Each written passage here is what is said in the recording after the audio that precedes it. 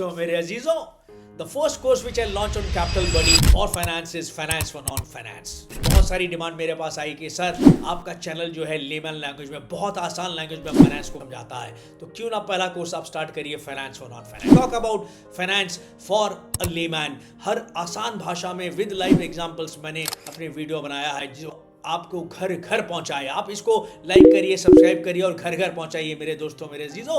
मैंने बात करी है income, expense, inflation, budgeting, saving, investment, mutual fund, stock market, crypto currency क्या होती है, कैसे हम इन्वेस्ट करें, कैसे रिटायरमेंट प्लानिंग करें, कैसे फाइनेंशियल प्लानिंग करें, कैसे अपने फंड्स को मैनेज करें, financial discipline, financial knowledge, financial equipment, financial literacy, जिसको मैं बार बार अपने वीडियोस में कहता हूं। इन सब टर्म्स को मैंने आसान भाषा में समझाने की कोशिश करी।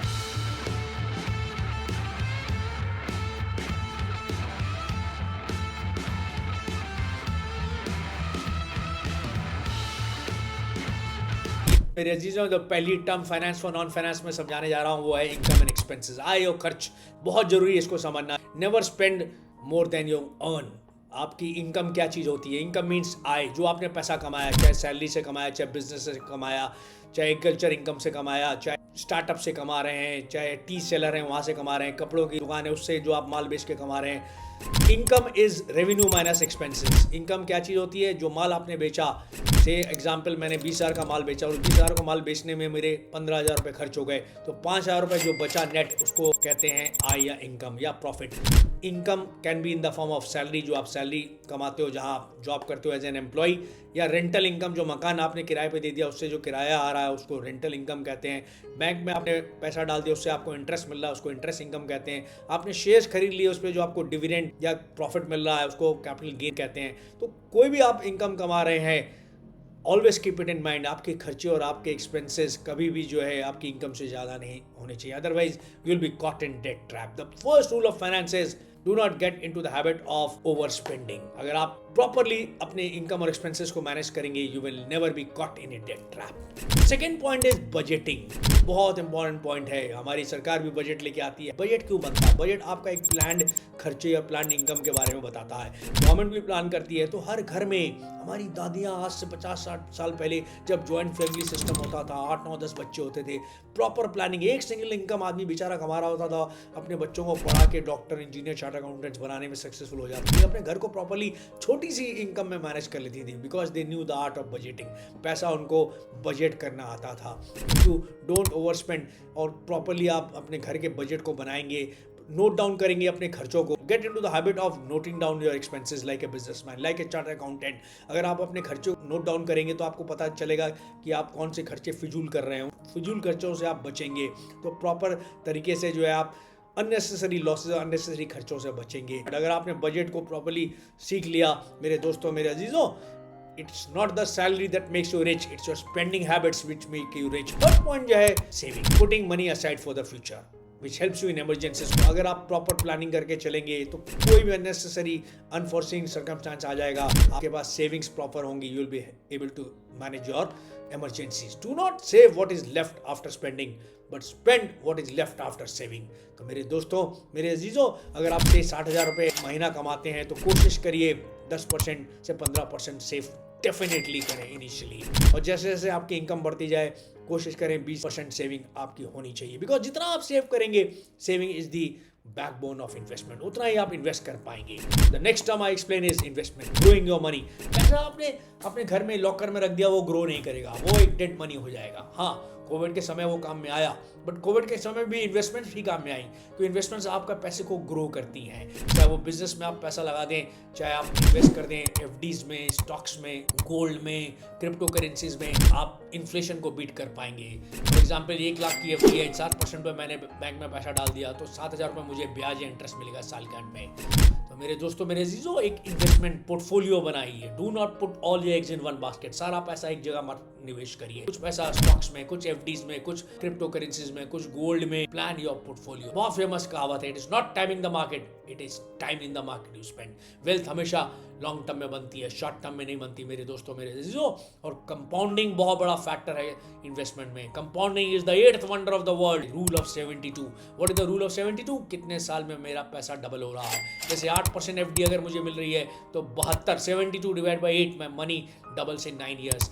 16% मुझे म्यूचुअल फंड दे रहा है तो 72 डिवाइड बाई 16, 4 साल, 4.5 साल में मेरा पैसा डबल हो रहा है। अगर मुझे 24% रिटर्न आ रहा है स्टॉक मार्केट से, 72 डिवाइड बाई 24, 3 साल में मेरा पैसा डबल हो रहा है। अगर 36% रिटर्न मुझे रियल एस्टेट प्रॉपर्टी से आ रहा है तो 72 डिवाइड बाई 36, 2 साल में मेरा पैसा डबल हो रहा है। Every money in the stock market, in investments, everywhere in banks is on compounding. अगर आप रूल ऑफ कंपाउंडिंग समझ गए मेरे दोस्तों, मेरे अजीजों, you will be the most successful man on earth. The next term in finance for non finance is loan and date.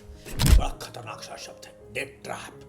आजकल आप रोज न्यूज सुनते हैं। अभी 3 दिन पहले सीलिंग पे यूथ गया, बड़ी गाड़ी थी उससे कूद गया क्योंकि वो फाइनेंस और डेट ट्रैप में फंस गया था। वो और बड़ी गाड़ी लेना चाहता था, ईएमआईज के जाल में फंस चुका था। कोविड के समय आपने बहुत सारी न्यूज़ सुनी कि लोगों के धंधे बंद हो गए, लोगों की सैलरी नहीं मिली टाइम से, लोग डेट ट्रैप पे फंस गए, लोगों ने सुसाइड कर लिया। Always try to avoid debt is the new modern day slavery. Never spend your money before you have it. जब तक आपके पास आपकी बैंक अकाउंट में पैसा ना हो, जब तक आपके पर्स में पैसा ना हो, कभी खर्च मत करिए। और खर्च भी करना है तो प्रॉपर प्लानिंग करके चलिए। Don't get into the habit of impulsive purchasing. What is impulsive purchasing? बहुत जल्दी आपने जो है 3-4 महीने पहले नया आईफोन खरीदा, नया लैपटॉप खरीदा, बट अमेजॉन और फ्लिपकार्ट की दिवाली सेल आ गई, बड़े सारे अट्रैक्टिव ईएमआई आ गए, नया ईएमआई, नया कंप्यूटर फिर खरीद के बैठ गए, जबकि जरूरत नहीं थी आपको। उससे बचिए, इम्पल्सिव परचेजिंग से बचिए। क्योंकि क्रेडिट कार्ड्स वाले तो आपसे 20% से लेकर 40% का इंटरेस्ट ले जाते हैं। That is called a bad loan. Loan लेना भी है तो always going for housing loan. मकान की वैल्यू बढ़ेगी। एजुकेशन लोन, आप पढ़े लिखेंगे, बेटर हायर जॉब्स पे जाएंगे, बेटर जॉब्स पे जाएंगे, तो housing loans and education loans are good loans, वो आप ले सकते हैं। या टॉप अप लोन करा सकते हैं अपने मकान के अगेंस्ट ही, फर्दर टॉप अप करा सकते हैं। That is a very good loan, क्योंकि 8 से 10% पे आपको मिल जाता है। Never go in for bad loan. और क्रेडिट कार्ड्स को भी अगर प्रॉपरली यूज करना है, एक डिटेल वीडियो बनाऊंगा how to manage your credit cards, तो प्रॉपर उनके पॉइंट्स को रिडीम करिए, उनको बहुत सही तरीके से यूज करिए। डेट ट्रैप से आप बच जाएंगे हमेशा के लिए। टैक्सेस बड़ा भारी भरकम बात है। 2 चीज लाइफ में सर्टन है, डेथ और टैक्सेस। आप इन चीज़ों से नहीं बच सकते, ना मौत से बच सकते हैं, ना टैक्सेस से बच सकते हैं। What are taxes? कुछ हिस्सा गवर्नमेंट आपसे लेता है अपनी इनकम के लिए, बिकॉज गवर्नमेंट को भी जो है प्रोवाइड करने पड़ते हैं आपको roads, bridges, dams, military, supreme court, high court, सारे एग्जीक्यूटिव्स के खर्चे ये कहाँ से आते हैं? ये पार्लियामेंट में जो एमपीज काम कर रहे हैं, इनके खर्चे कहाँ से आते हैं? आपके टैक्सेस से।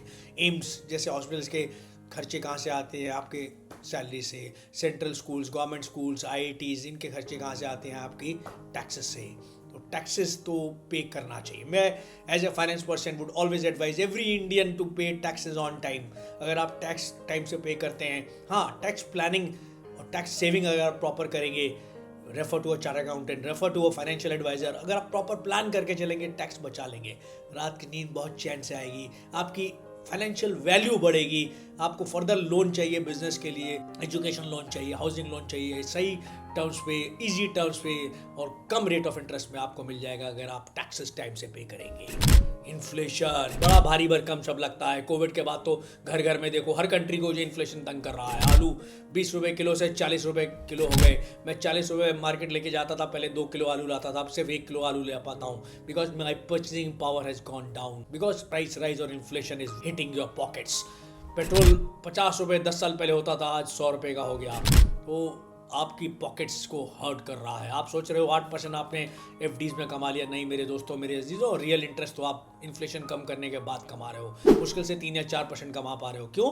Because inflation is hitting your pockets. Emergency fund, finance का बहुत इंपॉर्टेंट टर्म है इमरजेंसी फंड। कोविड ने हमें समझा दिया कि हमारे पास मिनिमम 3 से 6 महीने के इमरजेंसी फंड होने चाहिए, रादर उससे भी ज़्यादा होने चाहिए। अगर हम प्रॉपर प्लानिंग करके चलेंगे, प्रॉपर सेविंग, बजटिंग, इन्वेस्टमेंट करेंगे, तो we will always have enough money in our bank accounts. Covid जैसी कोई भी सर्कमस्टांस आ जाए, हम उससे लड़ लेंगे, भिड़ लेंगे और उससे ऊपर निकल आएंगे, उभर आएंगे। जो है जॉबलेस भी अगर हो गए, कभी आप जॉब चेंज कर रहे हैं, तो ज़रूरी नहीं है आप फर्दर एनहांसमेंट कर रहे हैं, फर्दर पढ़ाई के लिए भी आपको पैसा चाहिए, फर्दर मेडिकल इमरजेंसी आ गई, कोई भी बीमारी आ सकती है, तो you are always ready for it. Save money and money will save you.